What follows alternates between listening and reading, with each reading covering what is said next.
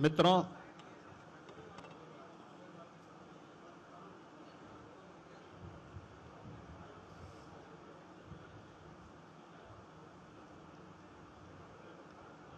आज पूरा देश 14 अगस्त 1947 के उस भीषण त्रासदी का स्मरण कर रहा है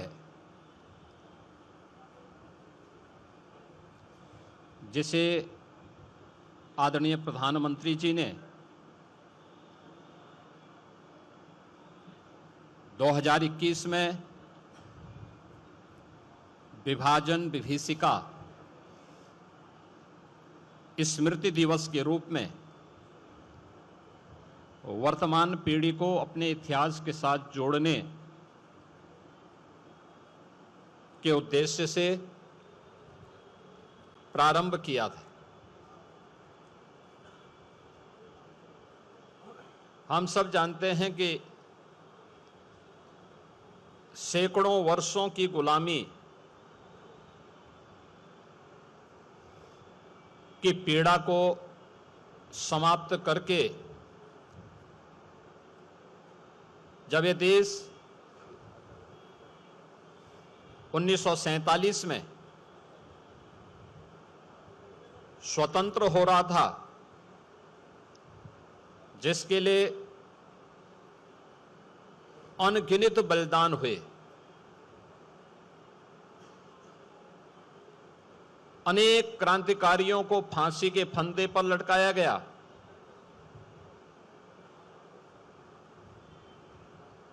देश के स्वतंत्रता संग्राम सेनानियों को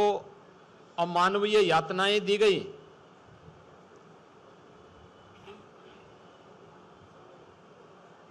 लेकिन जब ये देश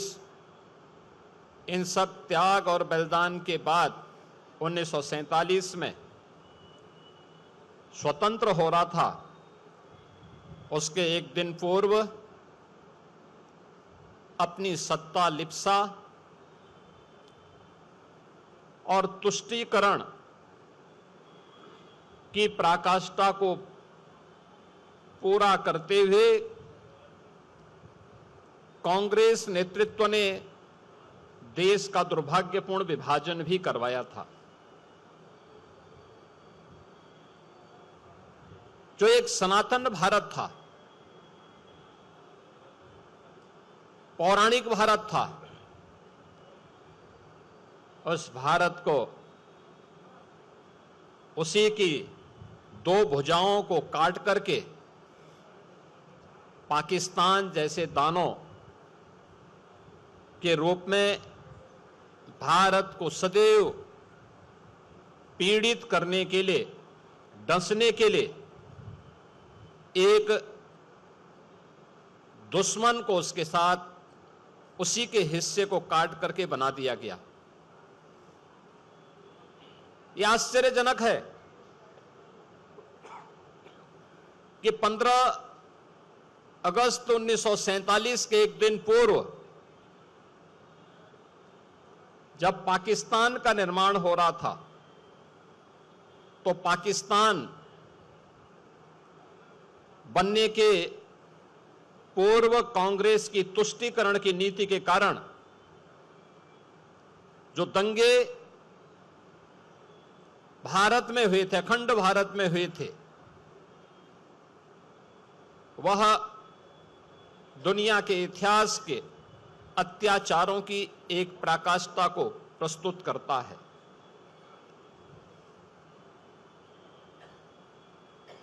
जो पश्चिमी पाकिस्तान था, उस पाकिस्तान में लाहौर हो या कराची, रावलपिंडी हो या मुल्तान, इन सभी क्षेत्रों को हिंदू विहीन बनाने के लिए, सिख विहीन बनाने के लिए, बौद्ध विहीन बनाने के लिए एक अभियान उस समय की कांग्रेस की तुष्टीकरण की नीति पर चलने वाली उनके नेतृत्व के कारण पैदा हुआ था। अनगिनत, यानी जिनकी संख्या कहते हैं कि 14 अगस्त 1947 और उससे पूर्व जो हिंसा हुई विभाजन के कारण करोड़ों लोग बेघर हो गए। लगभग 15 से 20 लाख लोगों का कत्लेआम हुआ, चाहे वह पूर्वी पाकिस्तान के नाम पर या पश्चिमी पाकिस्तान के नाम पर। और विभाजन की उस त्रासदी के कारण अपना घर बार छोड़ करके दर दर की ठोकरें खाने वाले आए हुए हिंदू, सिख, बौद्ध, जैन, क्रिश्चियन, इन किसी के लिए भी तत्कालीन सरकार ने कोई राहत पैकेज, उनके पुनर्वास, उनकी नागरिकता के लिए कोई पुख्ता व्यवस्था नहीं की। उनके लिए कोई स्मारक नहीं। जिन लोगों ने अपने लोगों को खो दिया, जिन्होंने अपनी विरासत को उस दुर्भाग्यपूर्ण घटना का शिकार बना दिया, उनके लिए न कोई स्मारक,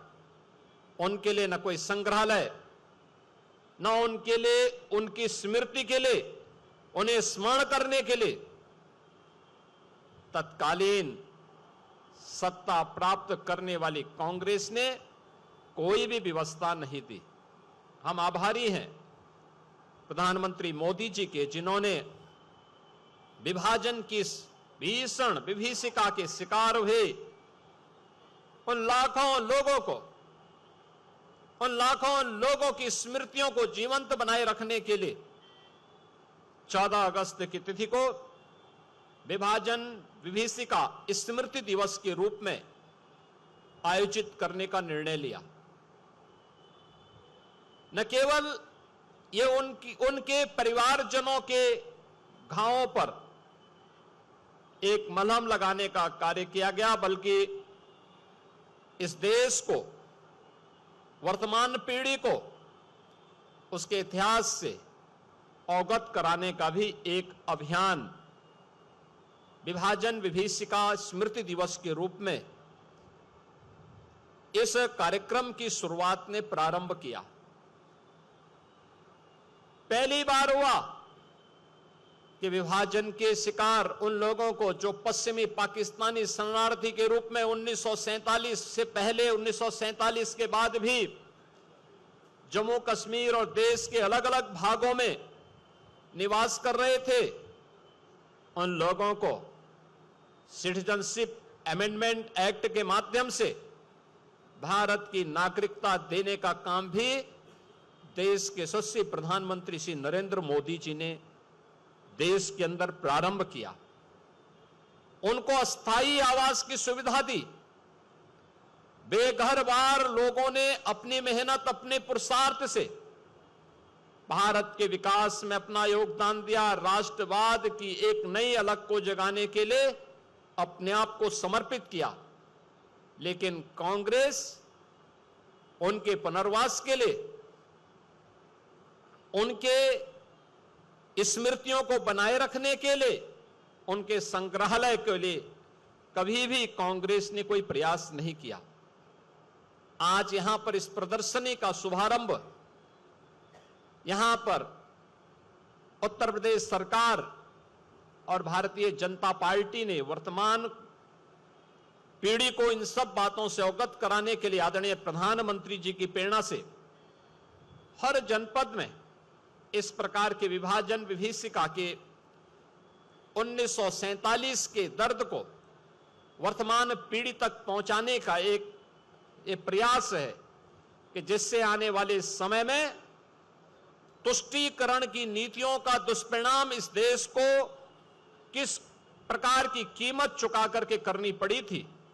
यह देश इन सभी चित्रों का अवलोकन करके डिजिटल आर्काइव के माध्यम से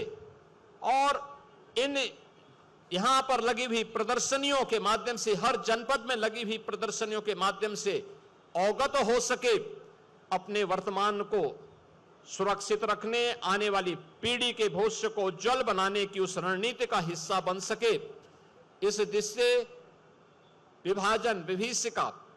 स्मृति दिवस के इस कार्यक्रम के साथ इस प्रदर्शनी का अवलोकन करने, इसका शुभारंभ करने के लिए आज हम सब यहां पर उपस्थित हुए हैं।